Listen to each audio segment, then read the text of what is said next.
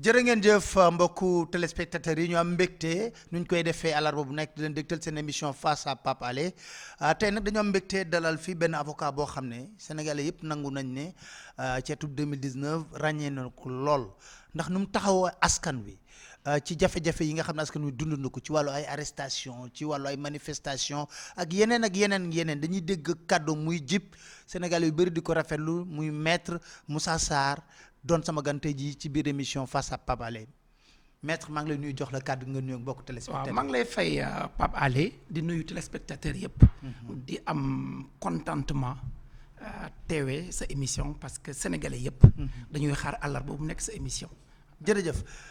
lu ñu bëgg ñu waxtaanee tey moo di actualité bu gën a récente mooy gis nañ manifestation yu violente gis nañ ko Mbour pêcheurs yi gis nañ ko Guet Ndar tamit violation yu métti loolu ban jàngat nga ci def parce que dañ na Sénégal du société de violence mais léegi saa bu manifestation amee rek violence bi da ci bari lool. waaw xam nga violence say boo ko gisee Pape Alé échec la violence échec la ci ab société ci ab démocratie ci ab république moo xam violence bi fan la jóge ak la ko waral mais toujours échec la. parce que bu ñu defee société bu ñu amee état de droit bu ñu amee démocratie am république pour que contentieux yi conflits yi ñàkk bokk gis-gis yi ñàkk gis-gis yu waroo yi lu jaadu la te lu war a nekk la ñàkk bokk xalaat yi warul jur violence su ko juree rek mooy di li gën li ko waral nag bëri na d'abord mu ngi jóge ci biir kër yi ci espace familial ci këru yarukaay parce que nit ki niñ ko yare ci biir këram loolu lay yóbbu fu mu jëm kon mbir mi d'abord ci kër yi la espace familial ci yar yi parce que souvent yar bi dafa des li ko indi nag manque d'éducation la léegi aussi jafe-jafe jamono tax na boroom kër yu bëri tey talatuñu yar seen njaboot kon boo boolee problème d'éducation jafe-jafe jamono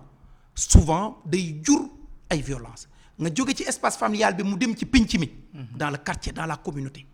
foofu tamit même chose bu njëkk doomu quartier bi yépp la mais tey même boo rombee benn xale muy def lu ñaaw amatoo sañ-sañu teg ko ci yoon donc ku ne dañ koy bàyyi ca lam nekk même boo yaree sa njaboot bu génnee ci biti su amul chance mën na dajeeg naka su dul noonu koo xam ne yaruñ ko mu wëlbati ko nga jël espace scolaire bi foofu tamit kenn ñemeetul wax xale yi dara presque aujourd'hui jàngalekat yu bëri amatuñu sañ-sañ yar gone yi ñoom xam nga ci lan lañ nekk joxe xam-xam instruction te instruction bu laluwul ci yar kasara la te ci loolu lañ jëm jàngalekat yi amatuñu fitu yar xale yi fi ñuy yem rek mooy néew sa ka bon jox leen li ñu am ci xam-xam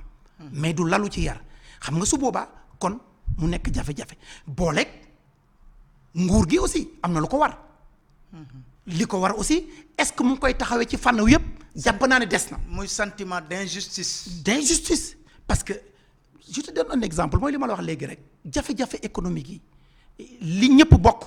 kenn ne ko fuuf loolu xeetu violence la nit ñi dañ koy fekk c'est que dafa am la violence forte am la violence douce. nit ñi dañ koy fàtte violence bi gën a bon te muy tojum réew mooy li askan wi bokk ci réew mu ndóol mu mel ni Sénégal benn nit ñaari nit ñetti nit ne ko fuuf. di xool askan wi. ba pare nit ñi nekk ci ay jafe-jafe ci lu bëri ci loolu la jógee ñooñu itam gis seen bopp ñenn ci seen njaboot ne xoolal ñii ni ñuy dundee te ñun mënuñu ko am nangam ak nangam du loolu rek raison mais raison la. ci raison yi la bokk donc loolu yëpp dañ ko war a xoolaat boroom kër yi muy man boroom kër su ma soxna quartier bi ñi dëkk ci quartier bi communauté bi. école bi nguur gi ñun ñëpp dañu war a xoolaat suñu taxawaay ci njaboot gi parce que njaboot gi bu ñu leen sàgganee dafay am impact forcément ci ëllëgu réew mi. parce que ëllëgu réew mi mu ngi dépendre ci ndaw tey te tey li ñu gis violence bi dafa law ci fànn yëpp. est-ce que amuñu un état en déliquescence également. bon du ma yegg ba foofa ça me paraît un peu sévère du ma ne état bi mu ngi nekk en déliquescence non ça me paraît sévère comme qualificatif mais li ñu mën a wax mooy am na ci pàcc yu bëri. ci mbiru yar mbiru teg mbir yi ci yoon ñoŋal alalu askan wi lu tax tey mbir yu bëri jaarul ci yoon. donc état bi nguur gi ci boppam war na def ay jéego yu am solo ci taxawaayam parce que nguur gi dafa am lu ñuy wax devoir d'exemplarité su la ay askan tànnee te yow ëppoo ca xam-xam gënoo ca ci fànn wu nekk mais ñu ne yow yaa ñu doy ñu dénk la waaye yàlla askan woowa am na taxawaay boo war a am ci moom won ko ne man sa soxla rek a ma ñor leneen ñoruma suma bopp taxumaa jóg te ci fànn woowu réewu Sénégal war nañ ci def ay jéego te du tey nag la commencé loolu yàgg na depuis presque 20 ans réewu Sénégal dafa soxa ci fànn woowu kon devoir d'exemplarité boobu ak pédagogie de l'exemple kuy jiite ku ne loolu nga war a wone man borom kër loolu laa war a wone suma biir kër chef de quartier bi moom la wone war a wone maire bi loolu la war a wone ministre bi moom la wone ñépp moom la ñu war a wone ba ci ki jiite réew loolu mooy la ñuy xaar ci ñëpp kon ci fànn woowu ñun ñëpp war nañ ci def effort ba pare nag liggéey pour am une nouvelle citoyenneté c'est-à-dire waaw mooy ñu fexe ba am citoyen boo xam ne dafa xam li ko war ak li ko warul ak lan mooy taxawaayam mais pour loolu mën a ñoŋ dëgg bu weesee ndey ak baay communauté bi war a yar ñun ñëpp nguur gi dafa war a am taxawaay bu rafet boo xam ne lépp li muy digle pour mbir mi jaar yoon pour mbir mi ñoŋ ñu njëkk ko caa gis moom njëkk ko caa gis ay njobootam njëkk caa gis ay xaritam njëkk caa gis ay am di jàmmam njëkk caa gis seeni militant su ñëpp defee noonu rek kenn motul nag man mii di wax kenn motul waaye bu ñu ko defee rek réew mi dina am jéego yu am solo waaye boo nee nit ñi parce que da ngeen njëkk a yeew ne jóg sàngu leen te fàtte woon ne sànq yaa ngi doon nelaw day am problème kon ñëpp nañ sax ci loolu commencé nag ci borom kër ba ca kaw ayca ñu wax ci benn thème boo xam ne vraiment soxal na Sénégalais yi dëgg mooy les libertés les droits à la liberté parce que gis nañu fii Sénégal léegi loo xam ne normalement suñ jéego yuñ dox ci démocratie waroon nañ ko weesu ay marche interdite marche yoo xam ne après ay violence kële yi di ko génnee grenade lacrymogène yi di jaabaa jógee fu ne mais loolu est-ce que tamit du créer benn sentiment de frustration au niveau des citoyens mais forcément day créer sentiment de frustration démocratie mooy lan démocratie askan wee ko tax a jóg askan wee lay jox cër nga naan da ngay liggéey ci turu askan wi kon li nga xam ne askan wee ko moom ñu biral ko ci charte réew soo ko buggee xañ askan wi day am problème te pourtant warul jël problème loolu tamit xeetu échec la suñ démocratie moo tax souvent ma naan am nañ démocratie mais c'est une démocratie en maturation parce que une démocratie majeure dafa am yoo xam ne li nga gis ko fii du am ci démocratie majeure ou c'est des actes d'infantilisation de notre démocratie ma jox la exemple réew mi ñooy seet ku ko doy ñu fal ko ñi fi nekk askan wee leen fal loolu kenn du ko werante faluñ seen bopp askan wee leen fal kon kenn du werante ne am nañ légitimité am nañ légalité absolument mais ci démocratie représentative lañ nekk certes mooy diggante élection ba élection la askan wi di joxe kàddoom mais ci diggante élection yi askan wi bu amee lu ko naqari am na sañ-sañu wax ko moo tax ci constitution ñu dugal autorisation à la marche la liberté de manifester pour que entre même les élections parce que mënoo ne ab askan bu élection passé amatoo droit wax ci la naqari bu élection non loolu du démocratie moo tax ñu jox leen sañ-sañ ne saay bu ngeen amee lu leen naqari na ngeen ko ñëw taxaw wax mais pour man jàpp naa ne loolu luy dundal démocratie la loolu kenn waru ko ragal te luy conforter légitimité nguur la mooy ñun ñoo falu waaye nangu nañ askan wi su ma jëlee dogal parce que dogal bi may jël maa ngi koy jël ci turu askan wi muy dalaat ci kaw askan wi ñoom ñu taxaw wax ci seen xalaat loolu amul lañ ciy bañ au contraire dañ ko war a rafetlu parce que li ngay def askan wi tax nga koy def li nga yor askan wi la ko dénk te lu muy yàgg ci nii u ci naa da nga delluwaat ñëwaat ci askan wi ku ko weddi da nga xool depuis les années 2000 ak léegi ñi fi newoon ci nguur ñi génn nañ ñi dugal kon dama ne loolu dañ ko war a saxal waru garu nguur gi la waru garam la parce que moom la ñu dénk mu jël ay matukaayam pour bu saay bu askan wi buggee génn am lu mu wax parce que am na dogal bu ñu jël te neex ko mu wax ko loolu moo jaadu mais mënuñu saay bu ñu buggee wax u ñenn bëgg a wax ñu ne atteinte à l'ordre public li ci ëpp lay la tere bi mooy atteinte à l'ordre public tere bi mooy jur atteinte à l'ordre public la preuve marché yi fi gën a bëri yëpp am solo saay bu ko nguur gi autorisé ñu encadré ko amul débordement amul coow mais saay bu ñu ko teree mu am coow kon ci jàngat li may wax ni constat la mooy tere bi mooy troubler l'ordre public mooy tax policier di daw à gauche daw à droite alors que bu ñu ko terewuloon policiers yooyu mën nañ dem xurunaar mën nañ dem suma quartier mën nañ dem suma dëkk mën nañ dem beneen dëkk dem def ay opération de sécurisation mais ñu téye leen fii ñuy toppatoo loo xam ne pour man nekkatul farata parce qu'en réalité y a pas de menace réelle à l'ordre public kon nañu bàyyi askan wi ñi bëgg a wax ñu taxaw wax li ñu xalaat bu ñu waxee ba pare ñu ñibbi maintenant nag buñ leen bàyyee pour ñu wax li ñu xalaat buñ ci yokkee lu ca bokkul xaabaabal yoon dal seen kaw te soo ma laajee man mi loo ci xalaat ma ne yoon dafa war dal seen kaw. mais nañ leen bàyyi ñu doxal lañ war a doxal kon mbiru naan réew kenn du ko tabax ci anarchie ak désordre loolu wax bu yàqu la ñëpp a ko xam man mënu ma ci d'accord anarchie ak désordre kat moo ci d'accord kër sax kenn du ko doxal ci anarchie ak désordre asima réew mais nag askan wi li mu moom te muy sañ-sañam nañ ko bàyyee ba pare suñ ko bàyyee nag ba pare mu yokk ci la ca bokkul mbaam am lu ca dugg mbaam am lu ca rax ñu dal seen kaw te ku ñu laaj dana ne lii jaaduwul parce que lu dul dëgg du dëgg kenn mënu koo def dëgg. mais li ñu seetlu ci manifestation yi mooy ginnaaw arrestation yi dañoo gis léegi ay nit ñoo xam ne dañuy civilu nekk ci biir nit ñi di jàppe te du am benn mandarga buy wane ne ñoom policier la mosoon ci waxtaan ak colonel Abdou Aziz Ndaw mu ne ma jaaduwul waruñu ko def est-ce que foog nga ne loolu du danger. loolu maag colonel bi ñoo ci bokk gis-gis boo laajee Malal Talla Aliou Sané la dernière fois ñu jàpp leen fekk ma ñibbi si Paris. c'est de cela 2 semaines mooy la dernière fois ñu jàpp leen. dimanche matin dem naa seeti leen au commissariat central ñu ngi may dégg Malal bari fu malaat ñoom Aliou ñoom ñëpp ñi arrêté woon fàllu bu dëgg nitu dëgg dama leen ne maa ngi njëkk a seetlu ginnaaw marche maa ngi njëkk a seetlu marche le 20 décembre bi. ñu naan am na ay policiers yu civilu dugg ci biir yor ñu mel ni kuy jaay café yor ay façon yére bàyyi faal nangam di jàpp ay ma ne loolu jaaduwul cette doctrine elle ne me paraît pas légale jaaduwul ci suma gis-gis man parce que mën na jur jëyee bu ne. parce que boo ñëwee infiltré wu ay nit kenn nag mënul tere force de l'ordre ñu def seen liggéey loolu seen cër la man citoyen la damay nangu force de l'ordre ñu def seen cër. gëstu saytu ba xam Masamba Mademba lan la bëgg a def est-ce que du jural jëlee réew mi loolu kenn mënu koo bañ ci réew man lu ma nangu la waaye dañ ko teg ci yoon waaye ñëw am benn comportement bu bokkul ak li yoon tëral te mu mën a jur musiba nga ñëw ci biir jàpp ab nit te xamul ne yow policier nga xamul ne yow takk der nga mu dóor la mbaa mu saaga la après nga ne rébellion yaa ko tooj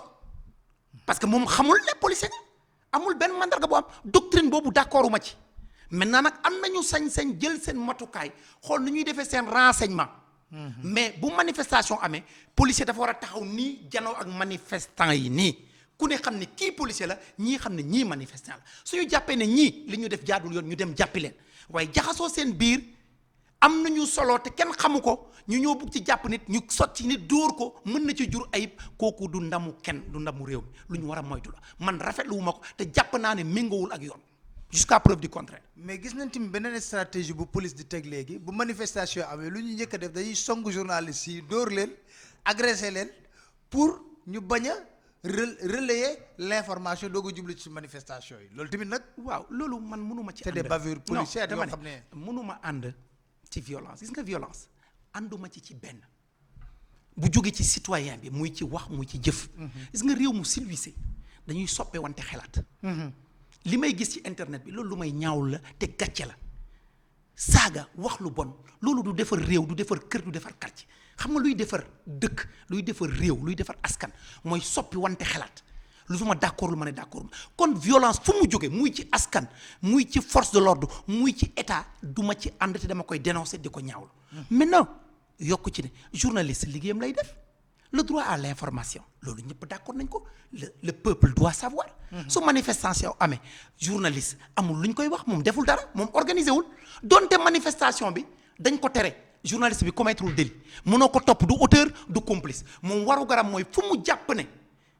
information mu nga fa xibaar mu nga fa mu dem taataan di ko kon ci biir taataan bi su ko policier dooree policier ko tooñ su ko manifestation dooree manifestation ko tooñ parce que léeg-léeg aussi ay journalistes dem parce que seen taxawaay neexul yenn manifestants yi ñu dóor leen. muy kum ci doon muy manifestant bi comme policier bi ku ko ci laal mbaa nga wax ko loo ko mbaa nga yaa ko tooñ te nag baaxul ci démocratie par exemple boo xoolee tugal manifestation gilets jaunes da ngay gis journalistes yi dañ leen di solal ay casque ñu yéeg ci moto force de l'ordre yi pour ñu mën a filmer non pour ñuy filmer parce que askan wi dafa war a xam kon loolu aussi dañ koy ñaawlu te nañ ko bàyyi suñu réew war na dépasser xeetu doxalin yooyu jàpp naa ne réewu Sénégal. mais lan mooy ni dérèglement boobu man. waaw mais xam nga. parce que man ku ma waxoon ne en 2018 2019 2020 ñun dina nekk ci loolu ak lu ñu dund ci 2011 ak 2012 dérèglement yooyu lan moo ko indi. waaw ça prouve li muy wone rek mooy homme sénégalais y a un problème parce que lii doy waar mooy ñenn ci suñu homme politique yi su ma naan homme sénégalais mooy ñenn ci homme politique yi bu ñu nekkee ci biti li ñuy wax ak bu ñu nekkee ci biir di ko jëfe bokkul ñi nekkoon ci biir di jëfe bu ñu génnee li ñuy wax bokkul koy mu mel ni ci classe politique bi am na ci ñenn ñoo xam ne dañu am problème mu pas-pas ak ngëm-ngëm mooy seen i wax dañuy waxe seen i bakkan dañuy wax ngir lu leen neex mbaa dañuy wax ngir intérêt mbaa dañuy wax ngir li faral te loolu du defar réew xam nga far aayul man dama nangu far ku mu neex nga far fu la neex ku la ci wax dara moo la tooñ xam nga lu ma mënul d'accord par parloo far ak nit terewul bu dëgg jotee li nga xam ne mooy njëriñu askan wi yëpp nga taxaw wax ko fa nga ko war a waxee ak na nga ko war a waxee looluy defar réew mais ànd naag Pape Alé mënul tax lu Pape Alé wax ma ne noona la absolument su ma ca d'accordul ma ne d'accordu ma ca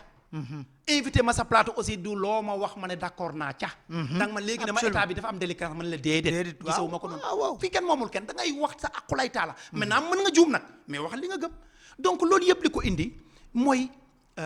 sooxintal doyadil askan wi te fàtte ne ndénkaane askan wi lañ yor gis nga ndénkaane askan ku ko yor foo jaar ñu càmbar la ak koo doon ku ko bañ bul laaj